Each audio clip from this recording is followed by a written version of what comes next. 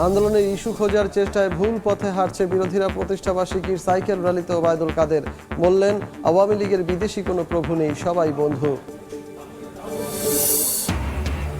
তিস্তা মহাপরিকল্পনায় ভারতের আগ্রহ শুধু কালক্ষেপণ, মত নদী গবেষকের। চীন ভারত দ্বৈরথে ফের প্রকল্প নিয়ে শঙ্কায় বাসিন্দারা, নিজস্ব অর্থায়নে বাস্তবায়নের তাগিদ।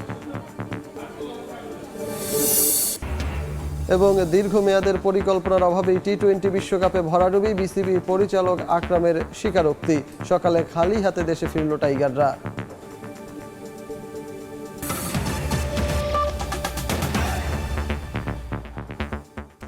সময় সংবাদের সঙ্গে আছি আমি সজল মিত্র রিচার্ড। আওয়ামী লীগের বিদেশে বন্ধু আছে, কোনো প্রভু নেই বলে মন্তব্য করেছেন দলের সাধারণ সম্পাদক ওবায়দুল কাদের। বলেন, বিদেশে বিএনপির প্রভু আছে। সকালে রাজধানীর মানিক মিয়া অ্যাভিনিউয়ে আওয়ামী লীগের ৭৫তম প্রতিষ্ঠাবার্ষিকী উপলক্ষে সাইকেল র্যালির উদ্বোধন অনুষ্ঠানে তিনি এ মন্তব্য করেন। এ সময় সাধারণ সম্পাদক বলেন, বিএনপি বা বিরোধী দলের কর্মসূচির পাল্টা কোনো কর্মসূচি দিচ্ছে না আওয়ামী লীগ।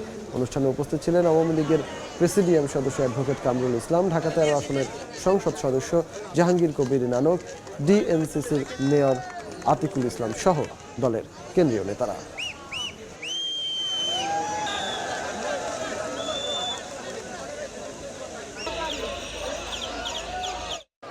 বিদেশে আমাদের প্রভু নেই, আপনাদের প্রভু আছে। আমরা বিদেশে আমাদের বন্ধু আছে। ভারত আমাদের ৭১-এর পরীক্ষিত বন্ধু। আমরা বিএনপি বা বিরোধী দল তাদের কর্মসূচি পাল্টাপাল্টি কোনো কর্মসূচি আমরা নিতে যাচ্ছি না। আমাদের কর্মসূচি আগেই ঘোষিত হয়েছে বছরব্যাপী। তিস্তা মহাপরিকল্পনায় ভারতের আগ্রহ উদ্দেশ্য প্রণোদিত এবং কালক্ষেপণ ছাড়া আর কিছুই না। যারা তিস্তার পানি দিতে নারাজ, তারা এই প্রকল্পে কতটা আন্তরিক হবেন প্রশ্ন নদী গবেষকের। চীন ভারত দ্বৈরথে এই প্রকল্প ঝুলে গেলে তৈরি হবে নানা প্রশ্ন। প্রয়োজনে তিস্তা কর্তৃপক্ষ গঠন করে নিজস্ব অর্থায়নে হলেও মহাপরিকল্পনা বাস্তবায়নের দাবি অধিকার কর্মীদের। শাকিল মাহমুদের ক্যামেরায় নাজমুল ইসলাম নিশাতের প্রতিবেদন। পানির প্রশ্নে ভারতের আগ্রাসী নীতির কারণে দীর্ঘদিন ধরে তিস্তা পাড়ের বাসিন্দারা আন্দোলন চালিয়ে আসছেন তিস্তা মহাপরিকল্পনা বাস্তবায়নের। পানি উন্নয়ন বোর্ড ও পাওয়ার চায়নার যৌথ সমীক্ষা শেষে এই প্রকল্পে বিনিয়োগের আগ্রহ দেখিয়েছে চীন। তিস্তা नदी के संरक्षण एवं प्रबंधन पर बातचीत के लिए शीघ्र ही एक टेक्निकल टीम বাংলাদেশ का दौरा करेगी। তবে একই প্রকল্পে ভারতের কারিগরি দল পাঠানো ও নতুন করে সমীক্ষার প্রস্তাব, বিনিয়োগ এবং একই সাথে পশ্চিমবঙ্গের মুখ্যমন্ত্রী মমতা বন্দ্যোপাধ্যায়ের সরাসরি বিরোধিতা নিয়ে উঠেছে নানা প্রশ্ন। কেন্দ্রীয় সরকার বাংলার জল বিক্রি করে দিচ্ছে। তিস্তায় 14টা হাইডেল পাওয়ার হচ্ছে, তখন চোখে দেখেনি। ফরাক্কানি আবার চুক্তি রিনিউ হচ্ছে, আমাদের জানালো না। এদিকে ২৭ জুন পররাষ্ট্রমন্ত্রী হাসান মাহমুদ সাংবাদিকদের জানান, তিস্তা যেহেতু ভারত ও বাংলাদেশের যৌথ নদী, সে কারণে ভারত সহযোগিতা করলেই ভালো হয়। চায়না অনেক আগে প্রস্তাব দিয়েছিল, এরপরে ভারতের প্রস্তাব আসছে। তিস্তা যেহেতু দুই দেশের যৌথ নদী, ভারত এবং বাংলাদেশের, সেই ক্ষেত্রে আমরা মনে করি এটি যদি ভারত আমাদেরকে প্রয়োজন অনুযায়ী সহায়তা করে তাহলে সেটি ভালো। তবে গবেষকরা বলছেন, যে দেশ তিস্তার পানি শোষণ করছে দীর্ঘ সময়, তিস্তাকে মেরে ফেলার সব আয়োজন করেছে, তাদের এমন প্রস্তাব শুধুমাত্র সময়ক্ষেপণ। তিস্তার সঙ্গে পানি বন্টন চুক্তি চূড়ান্ত হয়ে আছে, শুধু সই করলে হয়। সে সই না করে নতুন কারিগরি টিম এসে কি দেখতে চায়, কি দেখাতে চায়, এগুলো হচ্ছে প্রহসনমূলক আলাপ আলোচনা। আর অধিকার কর্মীদের সোজা কথা, তিস্তা নিয়ে ভারত চীনের রাজনীতি দেখতে চায় না তিস্তা পাড়ের মানুষ। প্রয়োজনে তিস্তা কর্তৃপক্ষ গঠন করে মহাপরিকল্পনা বাস্তবায়ন করতে হবে। প্রয়োজনে তিস্তা কর্তৃপক্ষ গঠন করো। তিস্তা পাড়ের 2 কোটি মানুষ এই প্রকল্পে অনুদান দিতে প্রস্তুত। দেশবাসী তো আছে, কিন্তু এই প্রকল্প কোনোভাবেই চীন ভারতের দৌরতের জায়গায় নিয়ে যাওয়া যাবে না।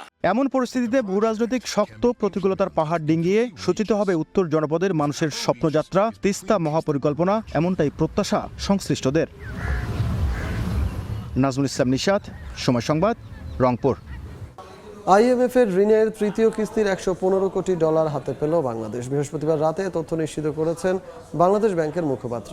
এদিন Korea Islamic Development bank, IDB, international Bank for Reconstruction and development IBRD থেকে বাংলাদেশ পেয়েছে আরও $90 কোটি। সব মিলিয়ে গত ডিসেম্বরের পর দেশের মোট রিজার্ভ দাঁড়ালো $27.5 বিলিয়ন।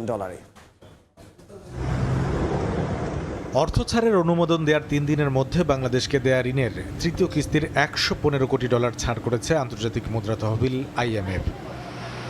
বৃহস্পতিবার রাতে এই তথ্য নিশ্চিত করেছেন বাংলাদেশ ব্যাংকের মুখপাত্র মোহাম্মদ মেজবাউল হক। গণমাধ্যমে তিনি জানান, IMF এর এই অর্থের সঙ্গে Korea International Bank for Reconstruction and Development ও ইসলামিক ডেভেলপমেন্ট ব্যাংক থেকে আরও $90 কোটি যোগ হয়েছে দেশের রিজার্ভে। এসব ঋণের উপর ভর করে বাংলাদেশ ব্যাংকের মোট রিজার্ভের হিসাব দাঁড়িয়েছে $2650 কোটি। বাংলাদেশ ব্যাংকের হিসাব বলছে, গত ডিসেম্বরের পর দেশের মোট রিজার্ভের আকার দাঁড়ালো $26.5 বিলিয়ন। তবে এই অর্থ যোগ হওয়ার পর IMF এর BPM-6 পদ্ধতিতে রিজার্ভ কত হলো তা তাৎক্ষণিক জানায়নি কেন্দ্রীয় ব্যাংক। এর আগে গত সোমবার বাংলাদেশের জন্য $470 কোটি ঋণ চুক্তির আওতায় তৃতীয় কিস্তি ছাড়ের অনুমোদন দেয় IMF। আর ঋণের কিস্তির অর্থ ছাড়ের বিষয়ে IMF এর দেওয়া শর্ত বাস্তবায়ন ও অর্থনৈতিক সংস্কারের অগ্রগতি দেখতে গত 24 এপ্রিল ঢাকায় আসে সংস্থাটির একটি মিশন। তারা 8 মে পর্যন্ত বাংলাদেশে অবস্থান করে সরকারের বিভিন্ন সংস্থার সঙ্গে বৈঠক করে। বৈদেশিক মুদ্রার রিজার্ভ কমতে থাকায় গত বছরের 30 জানুয়ারি IMF এর সঙ্গে $470 কোটি ঋণ চুক্তি করে বাংলাদেশ। এর 3 দিন পর প্রথম কিস্তিতে $47,62,70,000 ছাড় করে সংস্থাটি। আর গত 16 ডিসেম্বর আসে দ্বিতীয় কিস্তির $68,20,00,000। কামরুল হাসান সবুজ, সময় সংবাদ, ঢাকা। শেষ পর্যায়ে এসে EVM প্রকল্পের মেয়াদ বাড়াতে তোড়জোড় শুরু করেছে ইসি।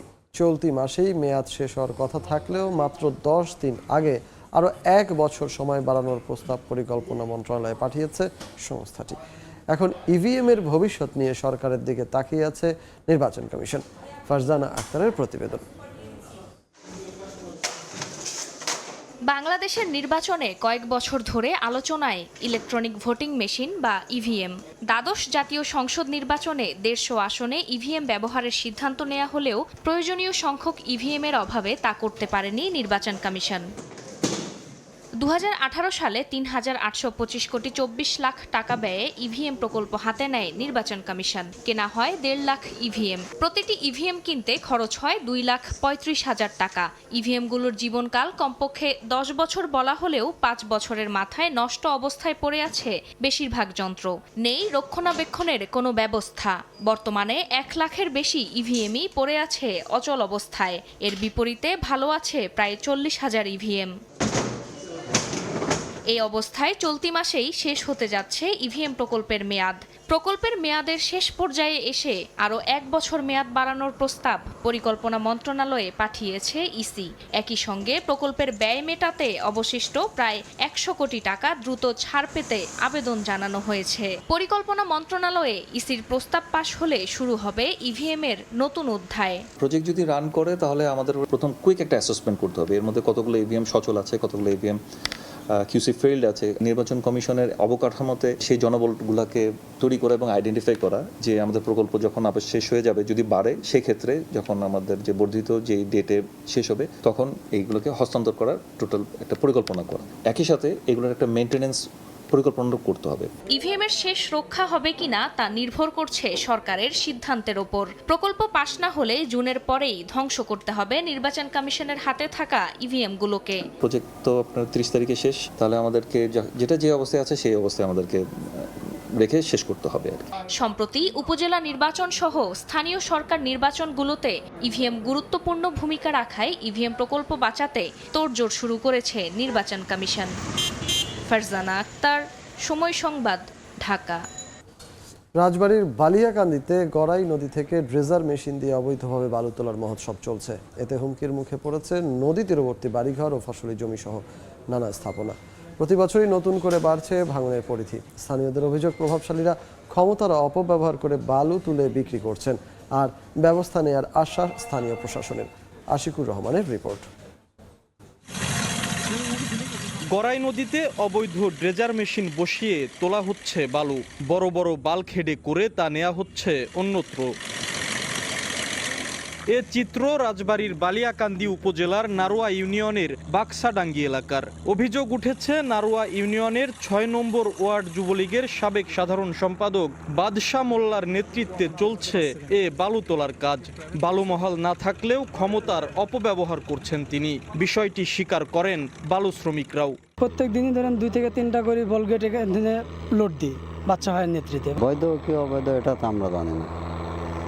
আমরা ধরুন কাজে লিয়েছেন, আমরা কাজ করছি। এলাকাবাসী জানান, ভাঙন কবলিত ওই এলাকা থেকে বালু তোলায় প্রতি বছরই বাড়ছে ভাঙনের পরিধি। নদীগর্ভে বিলীন হচ্ছে ভাঙন রোধে ফেলা পানি উন্নয়ন বোর্ডের লাখ লাখ টাকার বালু ভর্তি জিও ব্যাগ।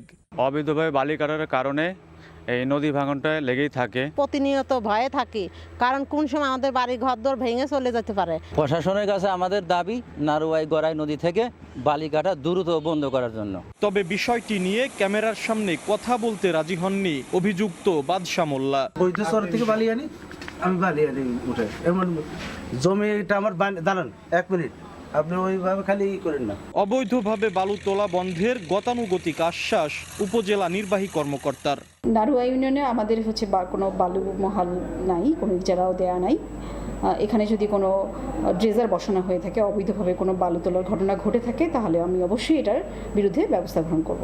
গড়াই নদীর বাক্সাডাঙ্গি এলাকা থেকে দৈনিক গড়ে অন্তত 50,000 ঘনফুট বালু তোলা হচ্ছে। আশিকুর রহমান, সময় সংবাদ, রাজবাড়ী। 3 দিন ধরে বন্ধ পটুয়াখালীর পায়রা তাপ বিদ্যুৎ কেন্দ্রের একটি ইউনিট। এতে দক্ষিণাঞ্চল সহ বিভিন্ন এলাকায় দেখা দিয়েছে লোডশেডিং। গরমে অতিষ্ঠ হয়ে উঠেছে জনজীবন। কর্তৃপক্ষ জানিয়েছেন, শিডিউল মেনটেন্যান্সের জন্য সাময়িক সময়ের জন্য এক ইউনিট বন্ধ রয়েছে, তবে অপর ইউনিট থেকে 660 মেগাওয়াট বিদ্যুৎ সরবরাহ হচ্ছে। বিস্তারিত শিকদার জাবির হোসেনের রিপোর্টে। গত 24 জুন বিকেল থেকে বন্ধ রয়েছে পটুয়াখালীর পায়রা তাপবিদ্যুৎ কেন্দ্রের একটি ইউনিট। 1320 মেগাওয়াট ক্ষমতা সম্পন্ন 2 ইউনিটের এক ইউনিট বন্ধ হওয়ায় দক্ষিণাঞ্চল সহ দেশের বিভিন্ন স্থানে দেখা দিয়েছে লোডশেডিং। 24 ঘন্টার মধ্যে 6 থেকে 7 ঘন্টাও বিদ্যুৎ মিলছে না, তাই গরমে অতিষ্ঠ জনজীবন। বিদ্যুৎ কেন্দ্র কর্তৃপক্ষ বলছে, নিরবিচ্ছিন্ন বিদ্যুৎ উৎপাদনের লক্ষ্যে কেন্দ্রে নিয়মিত যন্ত্রাংশ রক্ষণাবেক্ষণের কারণে এক ইউনিটের উৎপাদন সাময়িক সময়ের জন্য বন্ধ রয়েছে। তবে আগামী 4 জুলাই কাজ শেষে আবারও উৎপাদন শুরু হবে। 2টা ইউনিট যেখানে চলতে খোলা সেখানে একটা ইউনিট চলতো, তো এখন 2টা ইউনিট চলে আসবে 4 তারিখের ভিতরে, মানে আরেকটা ইউনিট চলে আসবে 4 তারিখ। 2020 সালের 15ই মে পুরোপুরি উৎপাদনে আসে পায়রা তাপবিদ্যুৎ কেন্দ্র। এরপর 2023 সালের 25 মে ডলার সংকটের কারণে কয়লার দাম পরিশোধ করতে না পারায় প্রথম ইউনিট বন্ধ হয়ে যায়। একই বছরের 5 জুন 2টি ইউনিটই সাময়িকভাবে বন্ধ হয়। এরপর 25 জুন বিদেশ থেকে কয়লা এলে বিদ্যুৎ কেন্দ্রটি ফের উৎপাদনে যায়। শিকদার জাবির হোসেন, সময় সংবাদ, পটুয়াখালী। বিশ্বকাপ মিশন শেষে দেশে ফিরেছে বাংলাদেশ জাতীয় ক্রিকেট দল। সকাল 9:10 ক্রিকেটারদের বহনকারী বিমানটি হযরত শাহজালাল আন্তর্জাতিক বিমানবন্দরে অবতরণ করে। এবারে বিশ্বকাপে সুপার হিটে খেললেও টাইগারদের নেতিবাচক ব্যাটিং অ্যাপ্রোচ জন্ম দিয়েছে সমালোচনা। সুপার হিটে আফগানদের কাছে হেরে ভেস্তে গেছে সেমির স্বপ্ন। ক্যারিবিয়ান দ্বীপপুঞ্জ থেকে যুক্তরাষ্ট্রের মায়ামি, মধ্যখানে দুবাইয়ের ট্রানজিট। দীর্ঘ ভ্রমণের ক্লান্তি ছিল ক্রিকেটারদের চোখে মুখে, তবে দলের সঙ্গে ফেরেননি কোচিং স্টাফের সদস্যরা, ছিলেন না সাকিবও। গুঞ্জন আছে একদিন আগেই দেশে ফিরেছেন তিনি।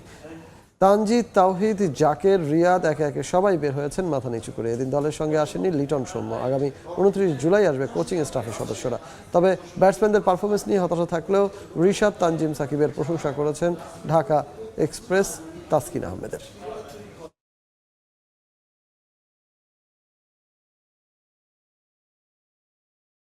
টিমের ওয়ান অফ দ্য কি প্লেয়াররা ফর্মে থাকলে ওই টিমের প্রবলেম হওয়াটাই স্বাভাবিক। টি-20 ক্রিকেটে তো শুরু থেকে আমাদের খুব একটা স্ট্যাটস ভালো ছিল না, তাই না? তো আগের থেকে তো ইমপ্রুভ হচ্ছে, খালি মাইনাস পয়েন্ট দেখলে তো হবে না, এমনি তো মাইনাসেই আছি আমরা। তো প্লাসে আসার তো সর্বোচ্চ চেষ্টা করছি, তো করেই যাব। এবং আপনারা হতাশ হচ্ছেন স্বাভাবিক, আবার আমরাও আপনাদেরকে ইনশাল্লাহ ভালো জয় উপহার দিব। বিশ্বাস রাখেন আমাদের উপরে, আমরা আমাদের সর্বোচ্চ দিয়ে চেষ্টা করছি।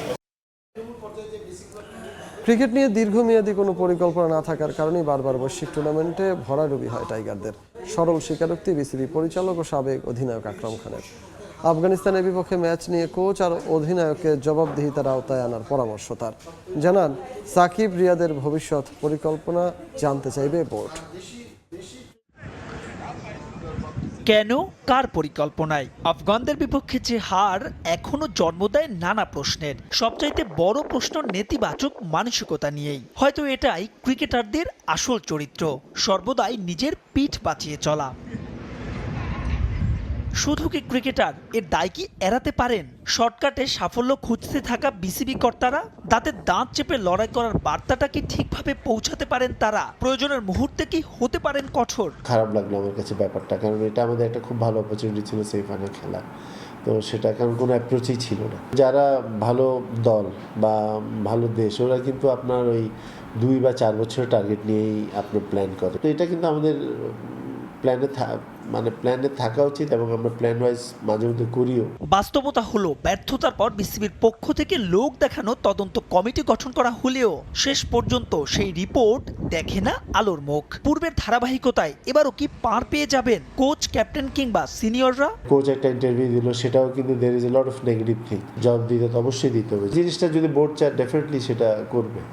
রিয়াদ সাকিবরা দিনকে দিন হয়ে যাচ্ছেন দলের বোঝা। তবে ইতিহাস বলে 2-1 ব্যতিক্রম ছাড়া সিনিয়রদের কেউই বুঝতে চান না তাদের থামার সময় এসে গেছে।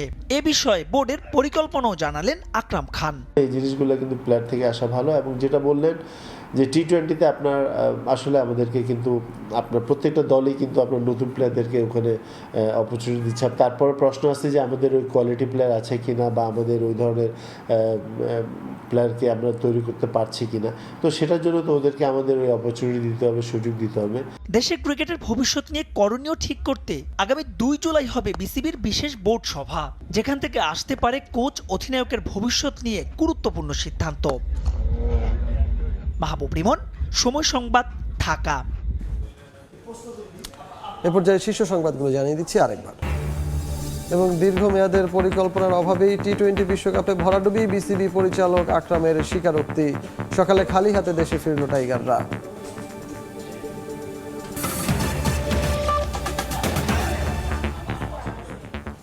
এই ছিল সময় সংবাদে। এই সময়ের বাণিজ্য নিয়ে ফিরছি কিছুক্ষণ পর। আমি নিজেই, সঙ্গেই থাকুন সময়ের।